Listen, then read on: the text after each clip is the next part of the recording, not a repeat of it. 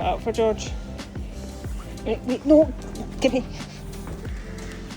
How many weeks have we got until the end of the year? Like 12 weeks.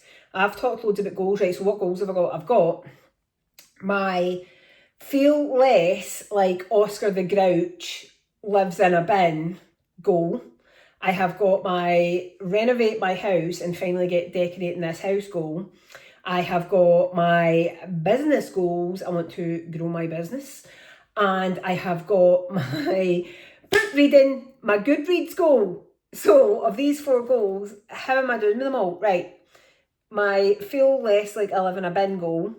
My nutrition has been much better. I have cut out a lot of things that I don't need, mindless snacking just for the sake of snacking. So I do feel my nutrition is much better.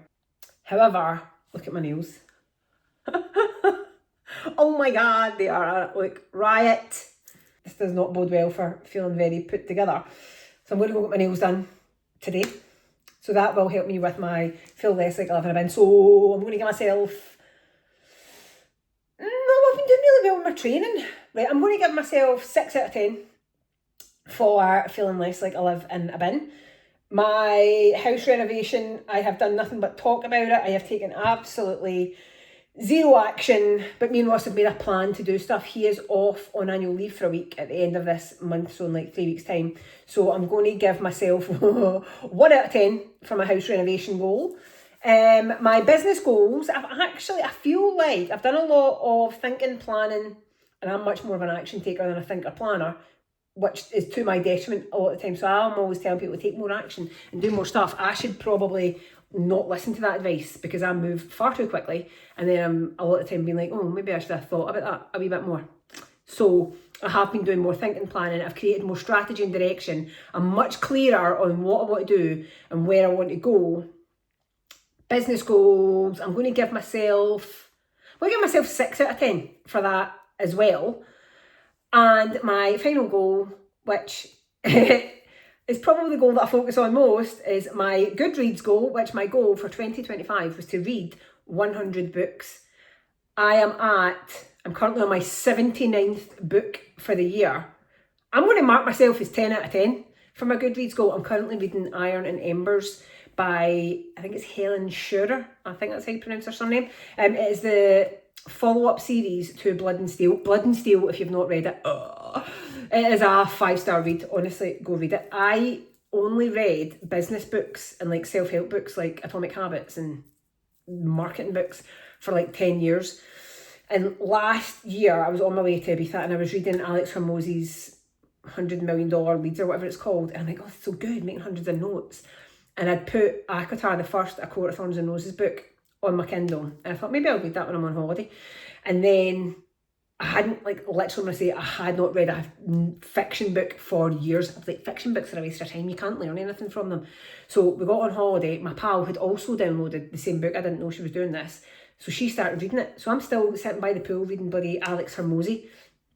And she's like, oh my God, this book is amazing. Will you start reading this so we can talk about it? So eventually I was like, right, okay.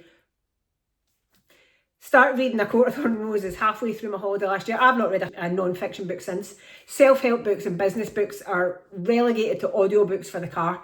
I have read nothing but basically romantasy books. So like Fourth Wing, Court of Thorns and Roses, all of this since last year. So since holiday last year. So I'm on my 79th book for this year.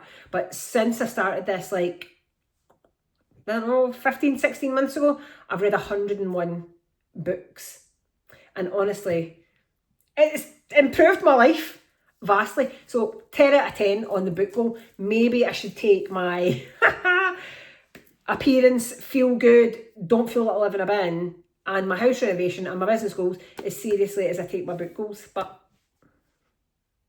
we'll see. Anyway, today I've changed about my gym routine because I'm kind of struggling with getting up really early in the cold and the dark and going to the gym. And I'm like, right, figure it out. So a couple of weeks ago, I was like, do you know what? See, on a Wednesday, I'm pretty free later on a Wednesday before I pick Ross up from the station. I'll go to the gym at 3:30, 4 o'clock on a Wednesday. See, by the time I got to 2 o'clock, I was like, I am beat. I am not going. I set myself up for failure there. I'm like, no, you just need to go at 7:30 in the morning. So Actually, my gym buddy couldn't make it at 7:30 in the morning. I was like, why don't we go at lunchtime? So we're trying that out this week, doing a lunchtime workout. Do you know what? I'm just not even going to kid myself on and say I can work out at tea time, because I just can't, and I'm just not going to do it. So I'm just not even going to set myself up for failure with it. But could lunchtime be a winner?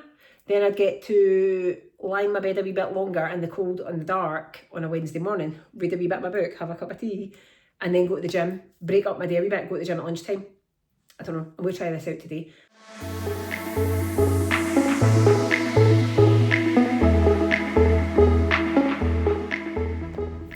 Lunchtime gym sessions for the win. That was actually buzzing. What a good way to break up the day. I think I might train more at lunchtime, get over that obstacle of getting up and out when it's dark. Also, I was thinking on my way here about how I was rating myself for my performance in all of my goals. My friend Marisa, who had a corporate career and then she owned lots of nurseries, she had like over 100 staff. What she always says to self-employed people that have come from corporate careers is, you've gone from a corporate career where you had a manager, somebody was assessing your performance, telling you when you did a good job, telling you areas you needed to focus on. So as a self-employed person, as somebody running a solo business, or even if there's people in your business and you're at the top of the chain, you need to assess your own progress, congratulate yourself for your wins the way a manager would have when you were in your corporate job. It's quite a good thing to do, like quarterly or even twice a year. Look at all of the goals that you've set for yourself and then assess your performance. So my house renovation goal, I would be below expectations, and for my book goal, I would be exceeds expectations. To be fair, I prefer reading books and decorating my house anyway, but it's important to assess your own performance and congratulate yourself for where you've done well, things that you've achieved, not just looking at stuff that you're like, well, I could have done that better, or I should have made a better effort.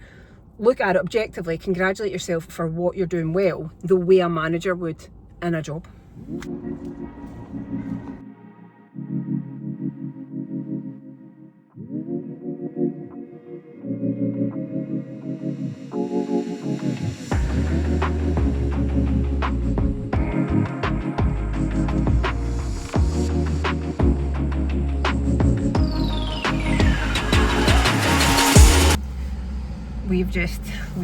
Me and her have just taken the car to get it valeted. Like, I feel as if I'm properly got my life together because I've went and get my car valeted and my car's clean. It's the little things that just make you feel as if you've just suddenly totally got your life together. I mean, a lot of things are other absolute chaos, but car's valeted. I feel like I'm in control and I've got my life together.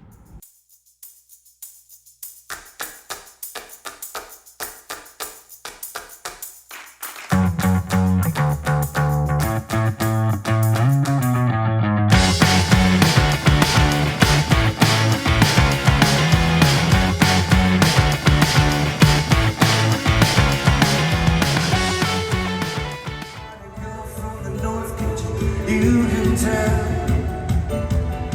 how you paid those bills, went through heaven and hell. The people of the metropolis of Glasgow have spoken. Take it.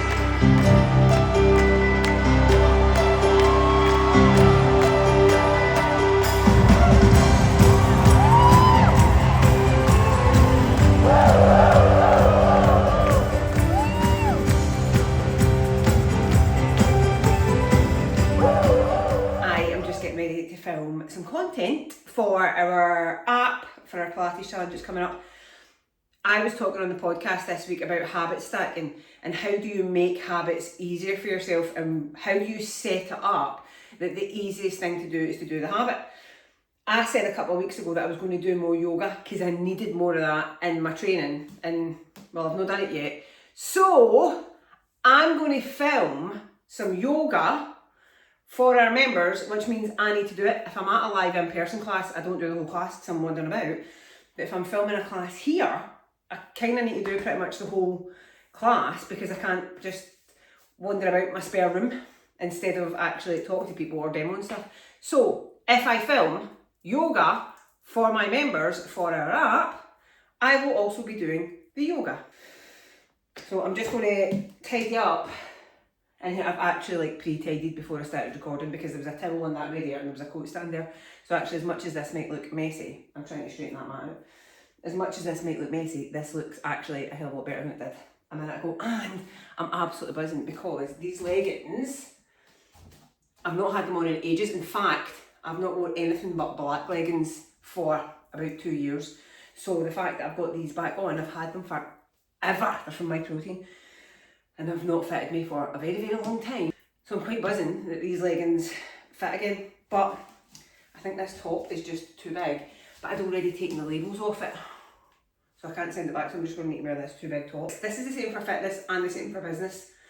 All of the wee habits, the little things you do day to day, not the big massive changes, the little habits are what stack up. My weight loss journey and getting back to what feels like my regular level of fitness, body weight, appearance, all of that.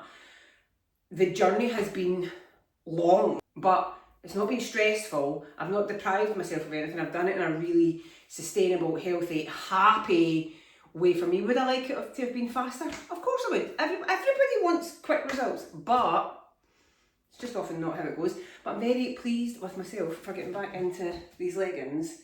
And you know what it's like when you've had something in your wardrobe that you literally can't get up past your knees and now it fits you again.